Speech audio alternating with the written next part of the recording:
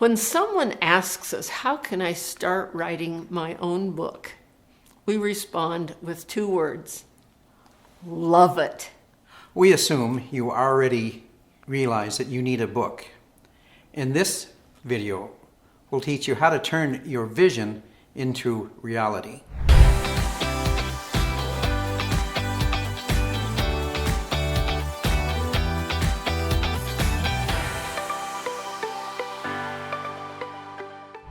Our advice to you is read everything on the subject that you are interested in, that you are writing your book about. Read every book, every article, watch podcasts, blogs, find associations and read the information they produce. Read everything.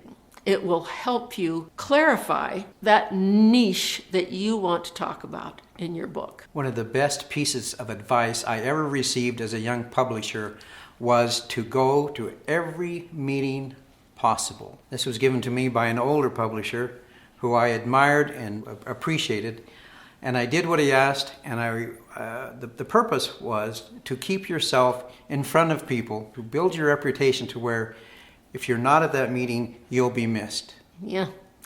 Also, it makes you an expert in that you're abreast of every issue that your association is talking about. You're on the edge. You're on the edge, cutting edge.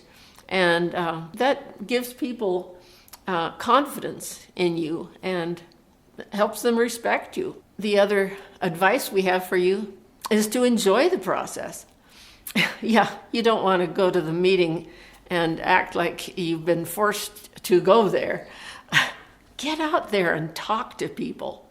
When you're at trade shows, go around and meet people. Talk to everybody. You have to enjoy the process. I'm reminded of one of our younger sons who, in middle school, wanted to learn to play the cello. So we went down to the music store and rented a cello and brought it home for him, and he loved it in the beginning. And I began to have visions of seeing him in concert halls years from now. With Yo-Yo Ma. With Yo-Yo Ma. And he really liked it in the beginning. But then things changed. He had to take his cello onto the bus every morning and off every night. And it became a drudgery to him. He was little. He was a little guy. Cello was pretty big, and he had a trouble. So we started to notice that when he did his practicing, he only practiced those songs that had been assigned to him to practice. He didn't carry it on. He didn't play for fun. He didn't ever just get it out and mess around with it. It was always it was hard work. The minimal effort. Well, we could see that he wasn't enjoying the process. So, after 5 or 6 months, we took the cello back to the store, and he was so happy. So relieved.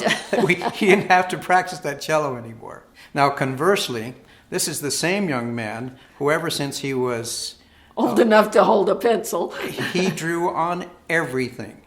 And it got to be embarrassing a little bit when he got into grade school, because the teachers would call up and say, "We can't see his homework because the paper is so full of drawings." and I remember sitting at the table with him trying to get him to do his math, and he'd draw little things, little doodahs all around the edges of the paper. I'd say, "Just do the math." But no, he was a lot more interested in the little sketches and drawings and things.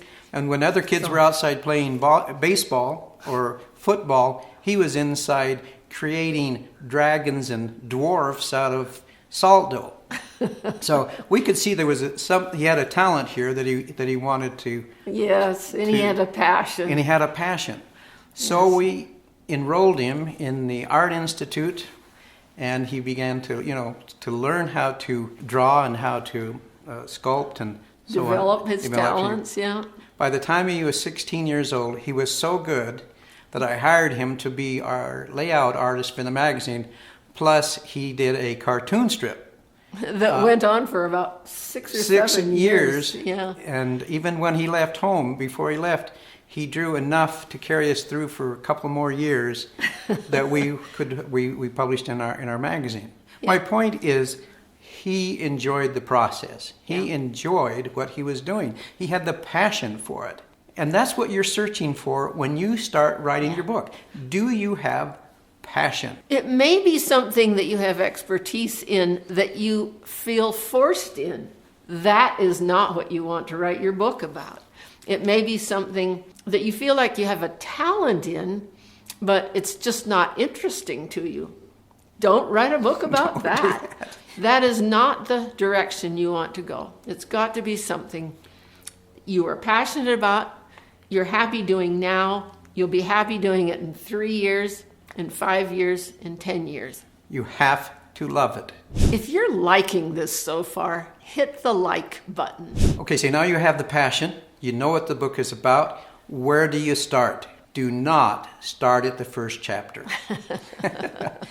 Start with the easiest chapter. When you start with the first chapter, it suggests a long, arduous climb up the mountain. The first chapter is extremely hard. It's what introduces the whole book. Its purpose is to tell what the book is about. And so when do you write the first chapter? Last? You write it last. Well, actually, at this point, there's no order to your chapters. Yeah, As you that's write true. them, you may discover that your first chapter is actually your third chapter. But our point is, when you begin, do the easiest first. Start where you are, start where it's easy, and then just keep going. Yes.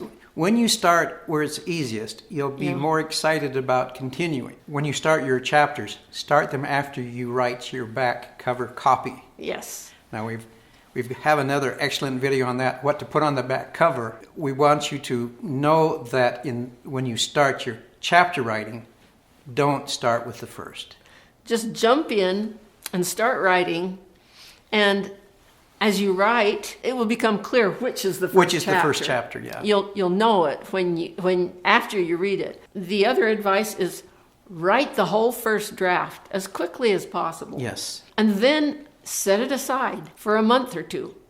Let it cool off while you're working on other things. You can be working on promotional materials, or maybe it's over the Christmas holidays, whatever, but set it aside. Come back to it. When you come back to it, you'll say, oh my gosh, this is so bad. I can't believe this is so bad. But you will find the first chapter, and then you'll be able to start refining it. Remember, too, that nobody writes a perfect first draft. Nobody. They're always bad. But what you have done is you've got the information down. Yeah. Now you can mold it, you can change things, you'll have something to work with. But do it as quickly as you can so that you can get on with the book. If this video was helpful to you, watch another of our videos, How to Come Up with a Book Idea.